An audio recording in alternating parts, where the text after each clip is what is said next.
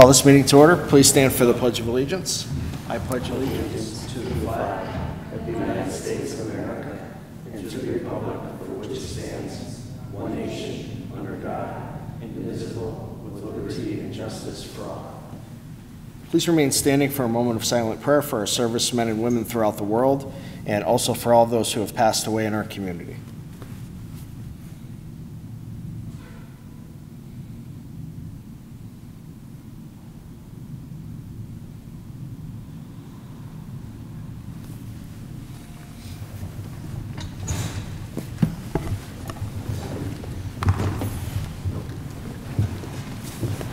Roll call, please. Mr. Perry? Here. Mr. Donahue? Mr. Evans? Here. Mr. Gahan? Here. Mr. Rogan? Here.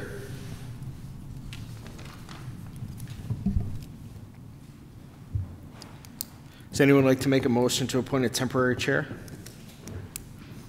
I make a motion to appoint Councilman Perry as temporary chairperson for the Committee on Community Development. Second. On the question? All those in favor signify by saying aye. Aye. Opposed? The ayes have it and so moved. Please dispense with the reading of the minutes. Third order, 3A, Single Tax Office City Funds Distributed Comparison Report, 2018-2017, year-to-date June 30, 2018. Are there any comments? If not, received and filed. 3B, Scranton-Lackawanna Health and Welfare Authority, Combined Financial Statements, year ended December 31, 2017, and Independent Auditor's Report. Are there any comments? If not, received and filed. 3C, Scranton Sewer Authority, Independent Auditor's Report for fiscal year ended March 31, 2017. Are there any comments? If not, received and filed. 3D, Tax Assessor's Results Report for hearing date held June 27, 2018. Are there any comments? If not, received and filed. 3E, Controller's Report for month ending May 31, 2018. Are there any comments? If not, received and filed. Do any council members have announcements at this time? Yes, I have two. Friday, July 13th will be the City of Scranton's free electronic collection. Residents can drop their electronics off at the DPW complex at 101 West Poplar Street from 6 a.m. to 11 a.m. Friday, July 13th and Friday, July 20th. Thank you. I have a few. A fireworks show in Naog has been rescheduled. It will be held Wednesday, August 8th, following the concert that evening. If you need any more information, you can contact the Parks Department at 570-348-4186. Lackawanna County is distributing farmers market nutrition vouchers at the following Scranton locations: the West Scranton Senior Center on Jackson Street, Wednesday, July 11th from 9 to 1 p.m. The Marketplace at Steamtown, Thursday, July 12th from 2 p.m. to 7 p.m. The Southside Farmers Market on Alder Street on Saturday, July 14th from 10 a.m. to 1 p.m. And the South Scranton Senior Center, again on Alder Street, Wednesday, July 18th from 9 to 1 p.m. Finally, the Scranton's Office of Economic and Community Development will have a public hearing discussing housing and non-housing community development needs in the city and the development of proposed activities to meet those needs. This meeting will take place on Thursday, July 12th at 6 p.m. in council chambers. People will have an opportunity for residents to participate in the development and implementation of Scranton's fifth-year action plan. Citizens who are unable to attend the hearing may submit their comments by Friday, August 3rd to our OECD office located here at City Hall. Those wishing for assistance can obtain applications at OECD or at scrantonpa.gov. Staff people are available to provide technical assistance. If interested, please schedule an appointment by calling 570-348-4216 anytime Monday through Friday from 8:30 a.m. to 4 p.m. Fourth order, citizens' participation. Our first speaker tonight is Jean Besco.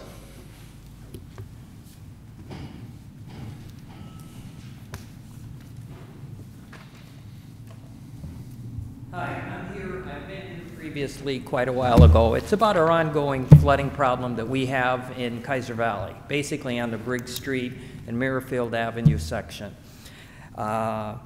I actually found a situation that could help alleviate our problem. And it's a very simple fix, but what I would like to do is if I could try and get a meeting arranged with, say, you know, DPW and the city engineer and stuff again, because what it is I found out after digging into it and getting the stormwater runoff for the area, there was, excuse me, there's a pipe, there's a 24-inch pipe that is 70 feet away from the existing. There's now a junction where the North-South Road has a 24-inch pipe comes in, Briggs Street has a 24-inch pipe comes in together. They go into a catch basin in front of the property by Mr. Spott's property. It goes from there down and it goes across and into the creek. Well, Briggs Street and this is backing up because I don't think it can take all the water for that, the joint of all of that together. From that catch basin, there's an existing 24-inch pipe that's been there since I've been a kid that goes straight over through the true 70s property, which the easement still exists. I've checked on it on the deed. Goes right over to the creek.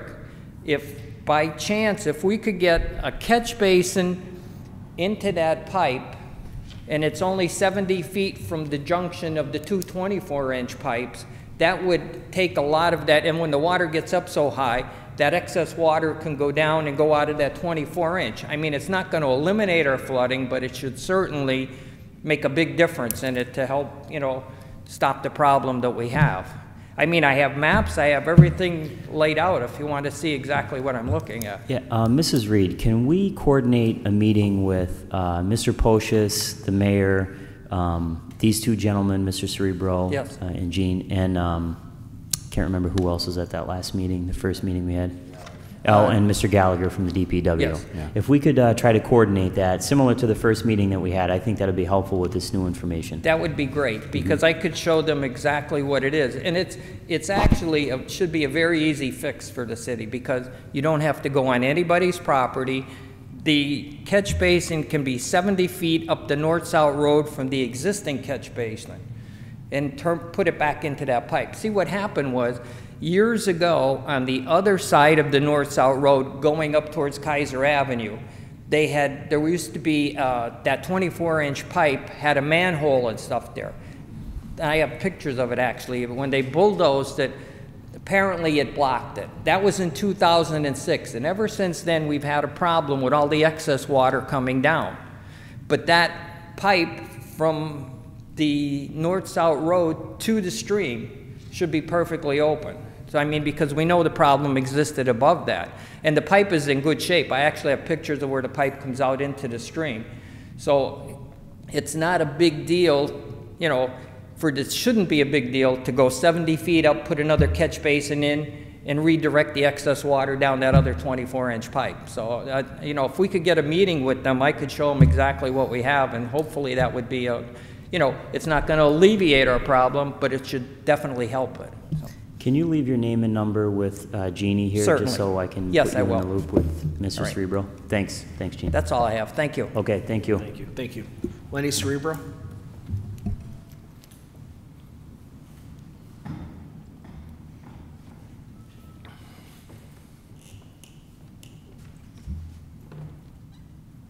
Good afternoon, Council. Lenny Cerebro, Scranton residents. You know, Gina and I work together all the time on this flooding problem, and boy, it just seemed like a cheap, easy fix. Not a permanent fix, but I know it's going to save everybody a bunch of grief. Now, last week, I informed council about that retention pond that's right near my property, the corner of Dewey and Lafayette Street, that it's filled with sediment, you know. Now, right from the meeting here, I went to DPW and requested to see if we could do something about that. The retention pond is absolutely filled to the top with sediment. So it's not doing any good at all right now. At least before, with the pipe being blocked, you know, or half blocked, you know, at least the water was eventually getting out of there, but it's totally blocked right now. So when I went to DPW, I was informed to talk to Sam down there the next morning, which I did call him right at 8 o'clock. And from there, he directed me to talk to Dennis Gallagher. Now, I left a message with Dennis Gallagher. That was a week ago. I never got a call. I just tried again this morning, left a message again, no reply. Now, I was just informed that he's sick or he's out somehow, you know, so I do understand, but geez, maybe somebody else can, you know, at least come by and take a look at that pond is absolutely filled. Now, so that's what I'm hoping for, that at least somebody will call me. I even left a message that, please return the call, you know, even if you can't do nothing, let me know that, you know. Please call back. So I'm hoping somebody will still call. Now, there's another problem at the end of the north-south road that Gene and I both agree. The Black Tie Auto Group that's right there where the Y comes together down the other end of the north-south road from my property. You know, there's a road right there that turns off the north-south road and goes to Kaiser Avenue. That's about maybe, I guess, 100 yards from where that Y comes together. The Black Tie Auto Group that's there, a used car lot, has taken over that little road that, you know, they have used cars and trucks parked on the actual road. It's like a letter A, you know, that in-between road that's there. Because the problem is when you come out the north-south road and you want to get onto Kaiser Avenue, that Y, when you're looking back, you can't even turn your head good enough to see the traffic coming. And at the same time, when you look in your mirror, it's at the wrong angle to see. It's a very dangerous situation. And, you know, people are constantly leaving the workplaces there on the north-south road. And it's just beyond my understanding how they could absolutely take over a road and, you know, a city road and park their used cars on that road. If somebody would look into it, you know, even to send a police officer and let them know you can't do that, you know. I'm telling you, if you went there and seen the situation firsthand, you'd see it's dangerous. There's going to be an accident sooner or later because of that, if somebody would look into it. And that's all I got. Thank you. Thank you. Thank you. Joan Hodowanitz.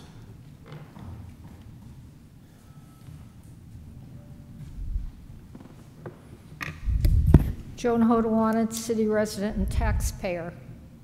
21 days to the August recess, which brings up then where is the independent audit, which is now 39 days late according to the Home Rule Charter. I find this worrisome because for years and years now we've had Rainey and Rainey employed by contract to help get this done on time. If it's not out before you go on recess, then the general public is not going to have an opportunity to ask questions about it until, what, September 10th, your first meeting after Labor Day? That would be 102 days. So there should be a sense of urgency about this. And also the status of the Arcadis stormwater study, which was promised to us last October-November timeframe. If this runs into post-recess, we're looking at, well, it's already 9 months late. And at that time, I could have had a baby. So let's hope this doesn't, you know, should I bring in a birthday cake if we make it to October and it's not ready? I mean, how can you prepare a budget for next year without having it? And of course, pension reform. On the bright side, Comptroller's Office did get out the May Comptroller's Report, and hopefully next week they'll have the June report to watch those numbers. With regard to item 5B, this contract for Abrahamson, Conaboy, and Abrahamson for Special Labor Council Legal Services. I was happy to see that Mr. Gahn raised this issue in caucus. I too was a bit surprised when I looked at attachment E, and it was items 4, 5, and 8, all which said the contractor had to disclose any political contributions. I think the dollar figure was over $500 or a certain percentage. And it was supposed to disclose the amount, the date, and the relationship to the person receiving the contribution. Now, they did disclose in their paperwork 3 people who received contributions, and they were Mayor Courtwright, Pat Rogan, and Tim Perry. But no dates and no amounts were disclosed, and I would like to see that before it goes any further. Also, I see that they proposed a fee of $150 per hour, but what it doesn't say, or at least I couldn't find it in those 79 pages, which were the backup, is there a ceiling on how much they can charge overall per year? I mean, is this like an open-ended contract, like they could have $150,000? I didn't see that, and hopefully some of you saw it. Next, I saw in the paper that there's a special meeting of the Scranton Parking Authority this Wednesday, 6 p.m. in the governor's room right next door. I hope the public is invited to attend. I don't know what issues they're going to discuss. There will be resolutions that they're going to vote on. But I also noticed during the caucus there was a reference made to the zoning board having a meeting at the same time in City Hall at 6 p.m. and the possibility of using the governor's room for overflow if citizens wanted to ask questions of the developer who wants to build apartments in North Scranton. You want to make sure there's no conflict if you have a parking authority meeting in there starting at 6 p.m. So that could be an issue. I also saw in the paper an RFP for traffic sign management, which I'm glad to see that the city is going to take control over, our traffic signs, because they are in sorry shape in many parts of the city. What I don't understand is that supposed to be a function of DPW, or is it just too big of a project that we need to contract it out? And which is the most cost-effective way of handling that issue? And finally, I asked the question last week, did the county contact the city, because the city is a taxing authority, about their proposal to privatize the Tax Claim Bureau? Because if that thing is resurfaced by the county, and the county has another meeting coming up, I believe, on Wednesday, I think the city and all other taxing authorities in the county should be contacted before that is proposed as legislation. Thank you. Thank you. Thank you. Is there anyone else who would like to address council?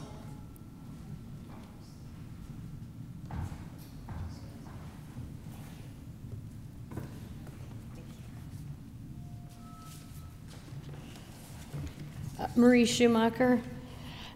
The first thing I would like to address is, since last time my home was in the middle of the street sweeping, I guess, program, and you're reversing the order, we should be in the same position. However, I went to look, and we're not even there. The only East Mountain is East Mountain from East Mountain Road to Cherry Street, which goes that way. Nothing about East Mountain Road to 307 or beyond. So I'd like to know why we've been excluded. We certainly pay enough taxes to have our streets swept once a year. Okay, moving on to 5D. I think you're putting the cart before the horse. There's no need for this now. I know we're spending a lot of money, and we like to spend money, but that property is not going to be cleaned up for some time.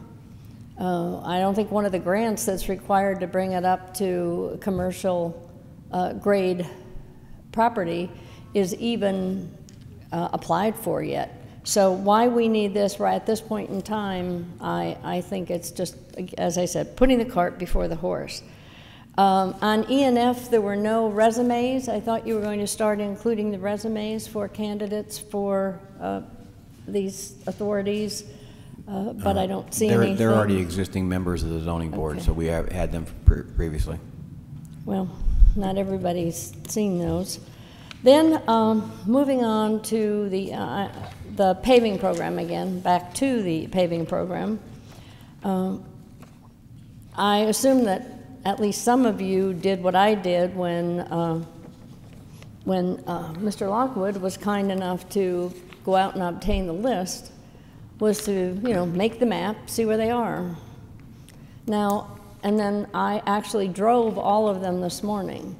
And until I did that, although I had some questions, strong questions last year, but this confirms it, the goal of our paving programs is not to fix the worst of our roads. These roads, there are sections that are bad, yes, including East Mountain Road, or Elmhurst, that little bit of Elmhurst Boulevard when you first go in. But the whole thing isn't that bad. Some of it, as a matter of fact, was redone within the last year. So I think we really, really need a policy and procedure. We need to keep records by street. And we need to know when it was repaved, when it was paved, when it was repaved, when the utilities come in and do something. And I think that would be a perfect project for a University of Scranton student as part of their pilot program, or in addition to the dollars. And then again, Mr. Evans, I saw the commendation you got for suggesting the Good Samaritan thing with respect to the condemnation. But going back to your first term, you have been promising us a policy, a change. Lee Morgan begged here at this podium, we're going to do that, but we got to wait till we do this other thing. And this other thing is supposed to have been in business for a year, and we see nothing. Well, my response is the time is now. We'll talk about it again. Okay. Talk is cheap. I'd like to see some action, Well, and we've so would done a plenty lot of action up here, that's so for would a sure. lot of other people. Then there was an editorial board thing on desperation, poor policy for city deals, and it ties in, I believe, to 5B. One of the requirements was a strong preference. Now, this is the scope of services. A strong preference will be given to those applicants who have experience and understanding of the unique culture of the City of Scranton's labor unions. Now, one of the reasons for selecting the Abrahamson group goes back to the second paragraph of the editorial board, because these sort of, which comes first, the chicken or the egg? This was in its rush to sell the sewer authority. The administration failed to fully and publicly vet the project and ended up paying much higher legal fees while realizing less revenue than its original projections. And now we are using the work that Abrahamson has done, 14 years of combined experience with the Scranton's labor unions to include from 1992, may I finish this thought? Yes. To 2014 to the president. They've negotiated 6. I mean, if that's how you're going to interpret knowing about the city, then you might as well give a sole source contract, because if one person's been doing it for 14 years out of the last, I don't know, I didn't calculate that, but I think that's way too much, and I think that just deserves more looking into on your part, because we did pay Abrahamson and whoever the other person, Conboy, I guess, a lot of money, and maybe too much. Thank you. Thank you.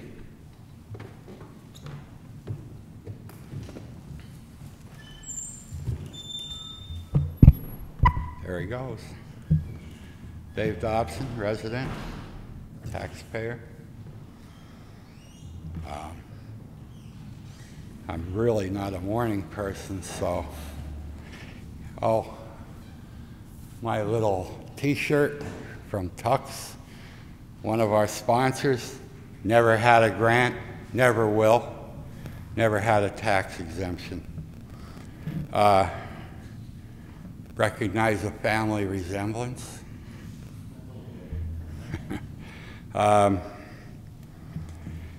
Okay. The parking authority business is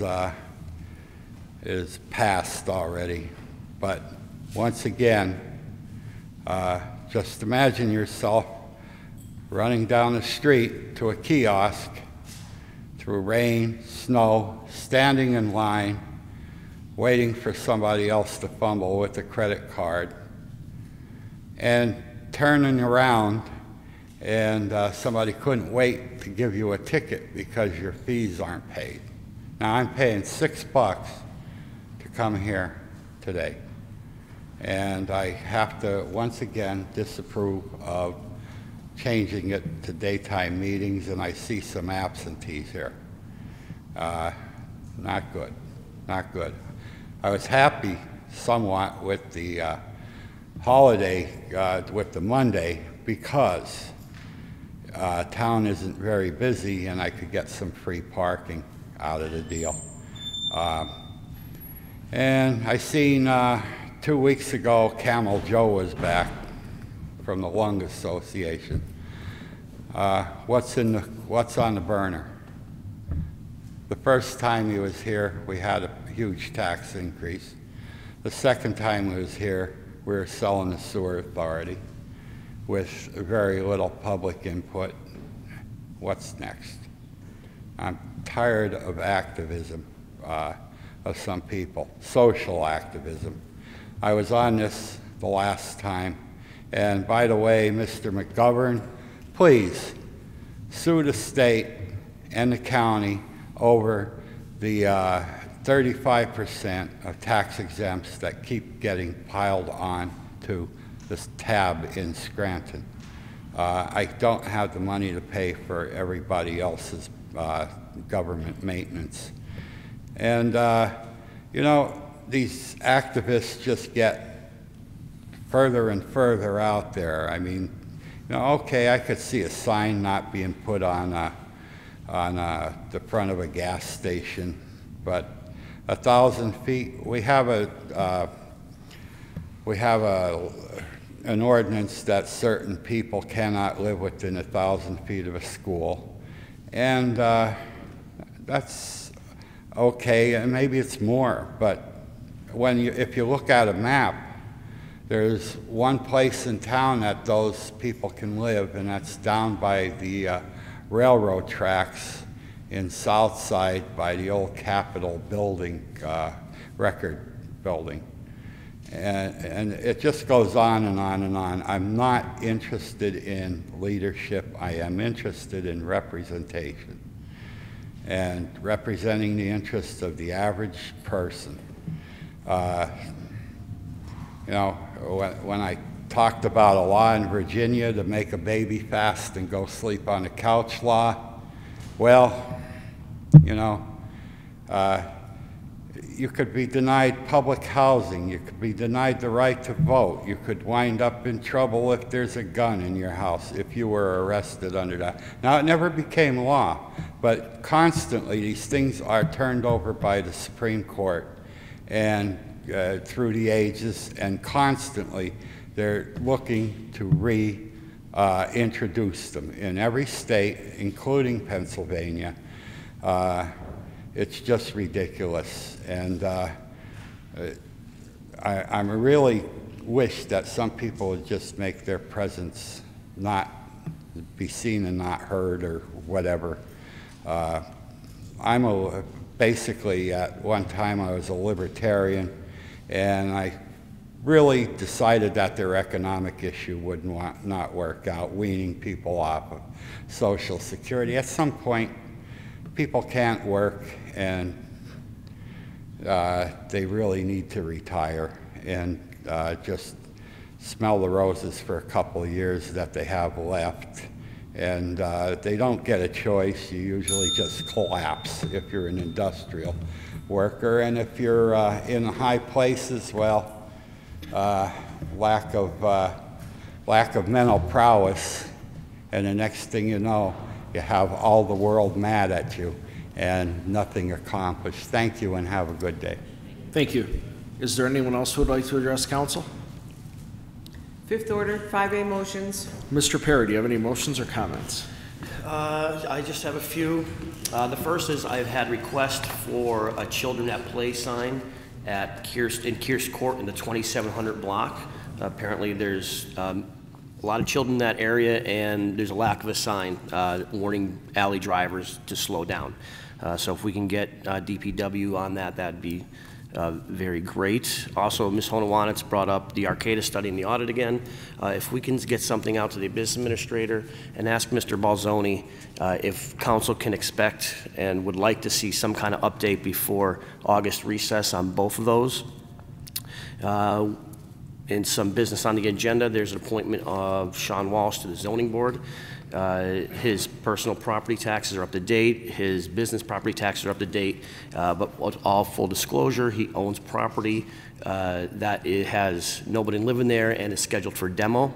He has applied for a variance on his garbage fees for that and was granted it. So all his taxes and fees are paid up to date according to our treasurer. And finally, Mr. Gahan already brought this up, but I'll rewind it because I was asked the same questions. Friday, July 13th, and Friday, July 20th, 6 a.m. to 7 a.m. at our DPW offices, there'll be our electronic collection for the month of July. That's all I have. Thank you. Thank you. Mr. Evans, any motions or comments? Thank you. First of all, it is my understanding that the audit is expected by the end of July or the first week of August. We're pressing for the end of July, so that's based on your comments, of course, that there is certainly justification for the end of July to be the target date, so it's out there before our August recess. I attended the First Friday event on July 6th in downtown Scranton. Finally, after some less than favorable weather conditions over the last few events, the organizers and many of the volunteers were rewarded for all of their hard work and with perfect weather. If anyone wants to know what a vibrant, exciting, interesting, and fun downtown looks like, I would encourage them to attend a First Friday event in downtown Scranton. While the naysayers will tell you we are a depressing, distressed, and downtrodden city, the reality of what is experienced in our city on a First Friday stands in stark contrast to that image and that dialogue.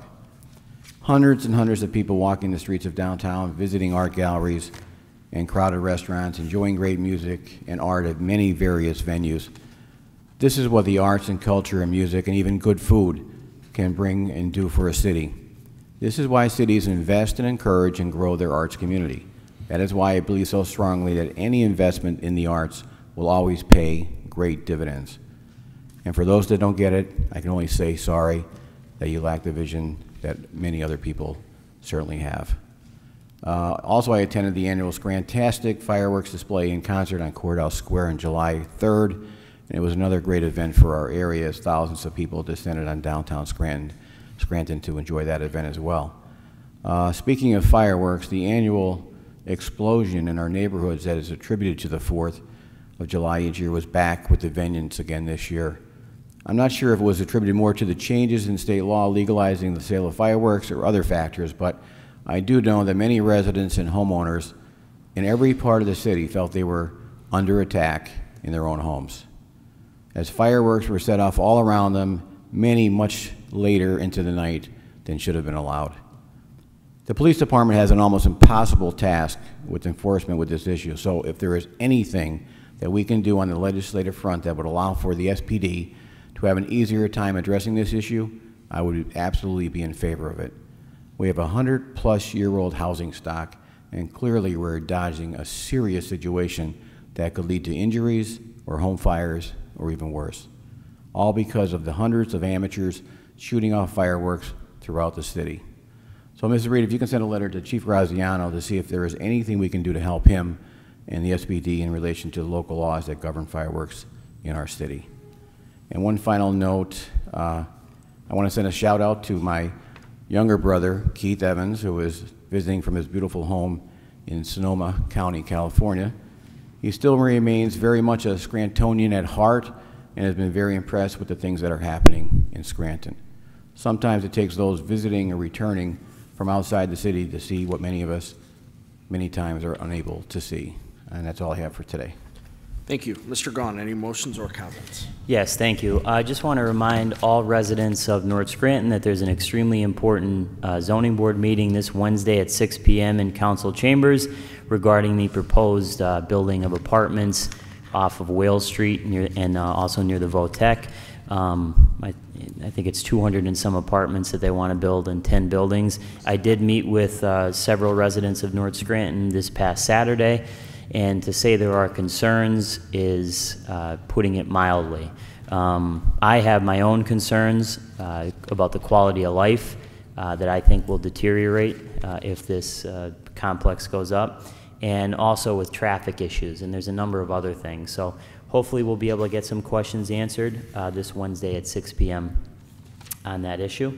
Mrs. Reed, 201 and 203 Pitson Avenue, the gentleman stopped me. There's overgrown grass.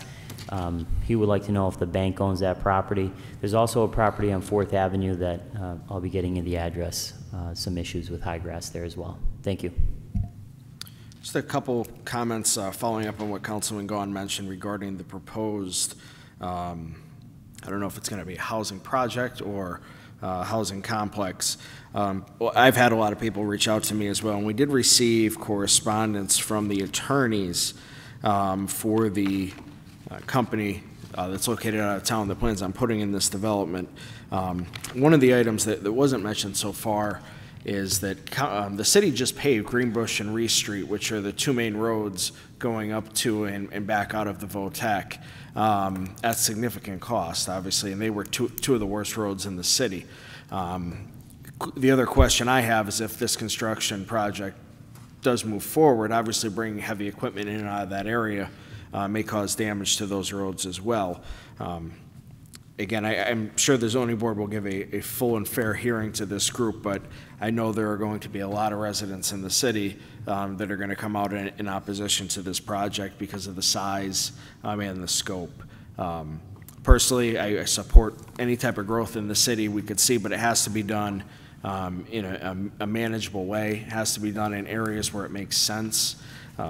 This many apartments on this small of a parcel, and it's, I think it was noted in the paper, it's a very unique size parcel to put this many units on, 3 stories high. So as Councilman Gahn mentioned, there are a lot of concerns from residents, not only in North Scranton, but throughout the city as well. So that is a very important zoning meeting that is coming up. And that is all I have for now. Thank you. 5B for introduction, a resolution authorizing the mayor and other appropriate city officials to execute and enter into a professional services contract with Abrahamson Conaboy and Abrahamson PC for special labor counsel legal services for the city of Scranton. This time I'll entertain a motion that item 5B be introduced into its proper committee. So moved. On the question? Yes, on the question. First, I have several questions and concerns about this contract. Number one, back in March of 2014, council had granted a contract to Abrahamson Conaboy and Abrahamson that was for 4 years and would have expired in March of 2018. So my first question is, why did it take so long to bid this out, and why is the city just now awarding a contract 4 months after the expiration of the original one? Second, where did the city advertise this RFP? Was it advertised in the Jurist, which is for members of the Lackawanna Bar Association? In 2014, the city of Scranton had 7 bidders for the labor contract. In 2018, we have 2. Did the city inform previous bidders in 2014 who were interested then? I find it odd that there is such a lack of interest for this contract and the other firm was from Pittsburgh. I'd like to know how much Abrahamson Conaboy and Abrahamson billed the city pursuant to the previous labor contract and for all other work performed for the city during that time period, so 2014 to date. Has the city been successful in defending any grievances or in any labor matters that have gone before arbitration? I'd like the percentage that the city has actually won. Also, Mrs. Schumacher brought this up, and I agree. In the RFP, it mentions that the city would prefer that the firm who was awarded this have experience and understanding of the unique culture of the city of Scranton's labor unions. They put a strong preference towards firms who have that unique experience. I believe that as long as the firm has experience in dealing with municipal law, Act 111, grievances and interest arbitration, experience in appellate court practice, and knowledge of the workings and functions of local and state government, they should be more than qualified. I think that the city is possibly making this one-sided by putting in language like that and giving firms like Abrahamson, Conaboy, and Abrahamson an unfair advantage. It doesn't take much to get up to speed on the culture of Scranton's labor unions. Read the newspaper or figure it out.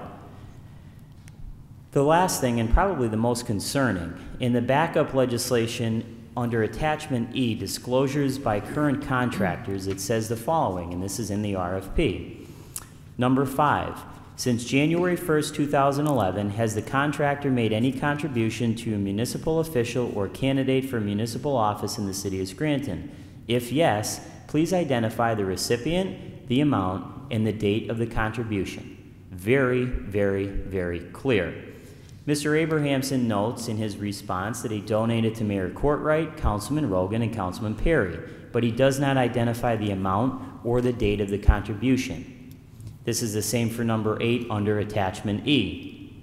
I find it absolutely ludicrous that Mr. Abrahamson cannot comply with a simple request in a request for proposals. Can he read? Can anyone in the law firm read? The request here was crystal clear.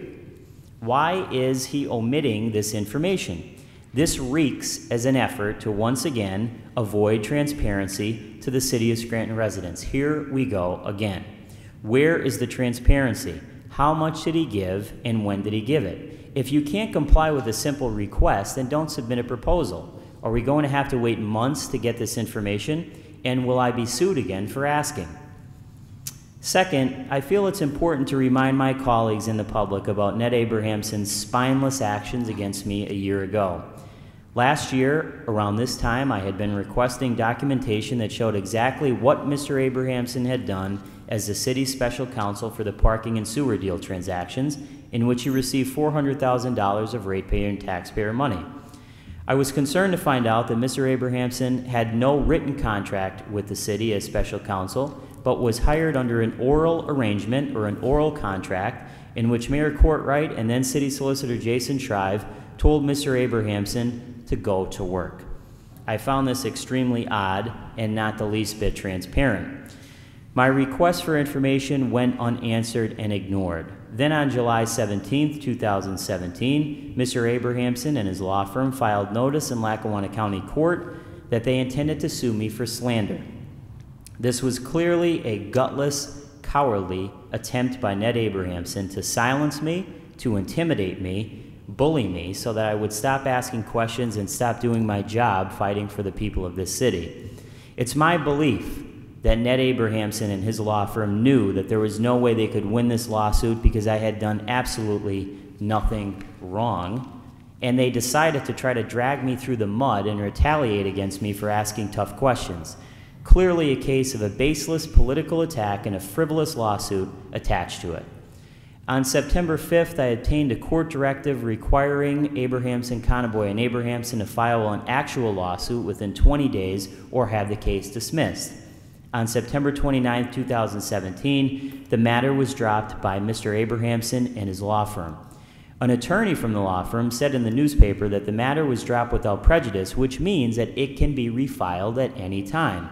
Again, in my opinion, and it's a clear attempt to dangle this lawsuit over my head in the hopes that I would keep my mouth shut.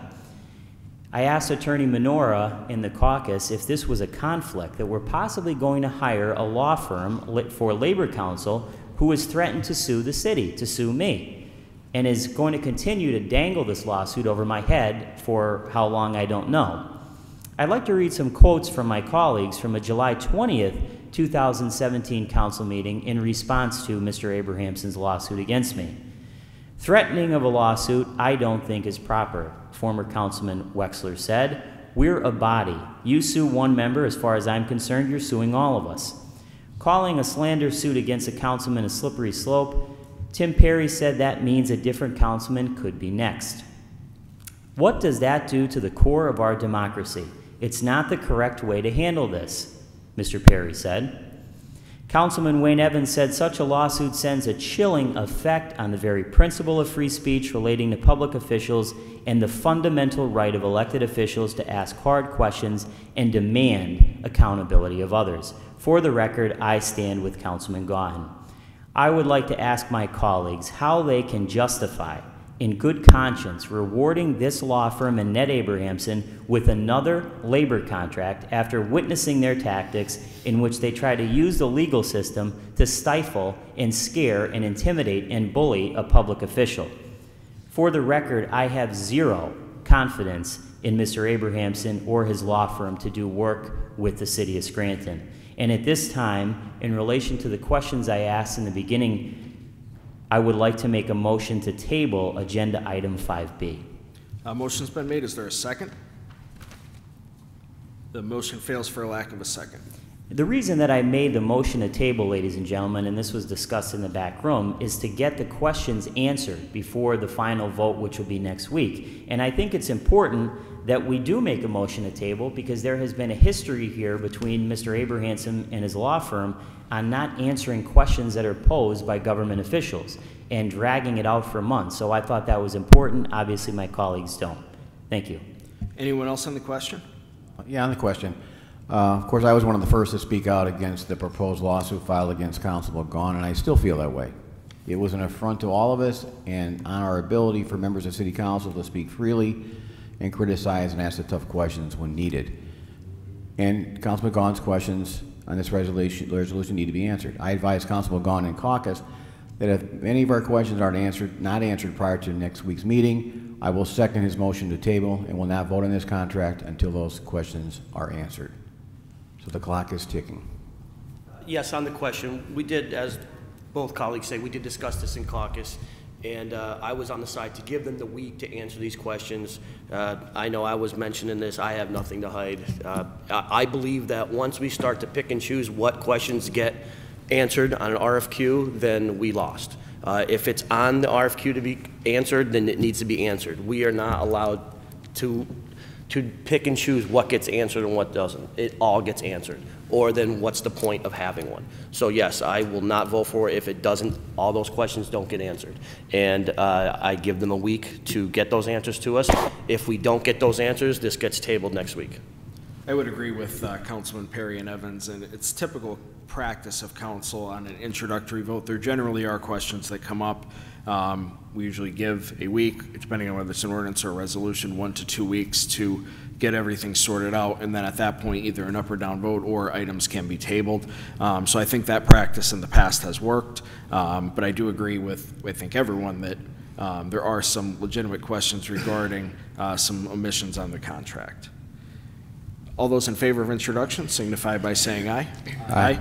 Opposed? No. The ayes have it, and so moved. 5C for introduction of resolution authorizing the mayor and other appropriate city officials to execute and enter into a professional services contract with Labella Associates for City of Scranton General Consulting Engineering Services for the period August 1, 2018 through July 31, 2021. This time I'll entertain a motion that item 5C be introduced into its proper committee. So moved. Second. On the question? All those in favor signify by saying aye. Aye. Opposed? The ayes have it, and so moved. 5D for introduction of resolution authorizing the mayor and other appropriate city officials to execute and enter into a contract with Ruther Bowen PC for City of Scranton Landscape Architect Engineering Design Services, Linden Street Green Space and Pocket Park Project. This time I'll entertain a motion that item 5D be introduced into its proper committee. So moved. Second. On the question? All those in favor signify by saying aye. Aye. Opposed? The ayes have it, and so moved. 5E for introduction of resolution reappointing Sean Walsh, 2821 Cedar Avenue, Scranton, Pennsylvania 18505, as a member of the Board of Zoning Appeals for the City of Scranton. Mr. Walsh's term expired on July 1, 2018, and his new term will expire on July 1, 2023. This time I'll entertain a motion that item 5E be introduced into its proper committee. So moved. Second. On the question? All those in favor of introduction signify by saying aye. Aye. Opposed? The ayes have it, and so moved. 5F for introduction of resolution appointment of Paul Marks, 724 Gibbon Street, Scranton, Pennsylvania 18505, as a member of the Board of Zoning Appeals for the City of Scranton. Mr. Marks will replace Alan O'Neill, whose term expired on July 1, 2018. Mr. Marks' term will commence on July 2, 2018, and expire on July 1, 2023. This time I'll entertain a motion that item 5F be introduced into its proper committee. So moved. Second. On the question? All those in favor signify by saying aye. Aye. Aye. Opposed? The ayes have it and so moved. Sixth order, 6A, reading by title, file of the council number 25, 2018, an ordinance creating and establishing special city account number as noted entitled Police Grants for receiving funds from multiple short-term or pass-through police grant sources that require fund accounts separate from the general fund. You've heard reading by title of item 6A. What is your pleasure? I move that item 6A pass reading by title. Second. On the question? All those in favor signify by saying aye. Aye. Opposed? The ayes have it and so moved. Seventh order, 7A, for consideration by the Committee on Finance for adoption. File of the council number 24, 2018, creating and establishing special city account number as noted entitled 2016 Settlement Award for the receipt of undistributed funds from the 2016 Police and Fire Court Award, City of Scranton, 2016 Settlement Fund account. What is the recommendation of the chairperson for the Committee on Finance? As chairperson for the Committee on Finance, I recommend final passage of item 7A. Second. On the question? Roll call, please. Mr. Perry? Yes. Mr. Evans? Yes. Mr. Gahan? Yes. Mr. Rogan? Yes, I hereby declare item 7A legally and lawfully adopted. 7B, for consideration by the Committee on Community Development for adoption, resolution number 57, 2018, authorizing the mayor and other appropriate city officials to apply for and execute a grant for the Redevelopment Assistance Capital Program through the Commonwealth of Pennsylvania's Office of the Budget in the amount of $2 million, accepting and dispersing the grant, and coordinate the use of grant funds with Scranton Cherry LP for the project to be named the Scranton Counseling Center. What is the recommendation of the chairperson for the Committee on Community Development? As temporary chair for the Committee on Community Development, I recommend final passage of item 7B. Second. On the question? Yes, last week I did mention a concern that it seems a number of these grants are going to the same individual. I did receive a call from Senator Blake's office to discuss this matter, and I did not have a chance to get back with him. What I think I would like to do, not specifically to this project, but also just in general regarding the RCAP program, is having a representative from Senator Blake's office or one of the state representatives come in and just give a better, so we could have a better understanding of the application process and the selection process. As I mentioned last week, I do fully support this project. I think it's a great project. My concern and question is really more on the allocation process of these dollars. So that's something that we will be looking into as time goes on. But as far as this project goes, I will be voting yes. Anyone else on the question? Roll call, please. Mr. Perry? Yes. Mr. Evans? Yes. Mr. Gahan? Yes. Mr. Rogan? Yes, I hereby declare item 7B legally and lawfully adopted. 7C, for consideration by the Committee on Rules for adoption, resolution number 58, 2018, appointment of Stephanie L. Bressler, Ph.D., 1402 East Gibson Street, Scranton, Pennsylvania 18510, as a member of the Human Relations Commission, effective February 27, 2018. Dr. Bressler will be replacing Lisa Stanvich, who resigned on September 18, 2017. Dr. Bressler will fill the unexpired term of Lisa Stanvich, which is scheduled to expire on September 23, 2018. As chairperson for the Committee on Rules, I recommend final passage of item 7C. Second. On the question? Roll call, please. Mr. Perry? Yes. Mr. Evans? Yes. Mr. Gahan? Yes. Mr. Rogan? Yes, I hereby declare item 7C legally and lawfully adopted. If there's no further business, I'll entertain a motion to adjourn. Motion to adjourn. Meeting adjourned.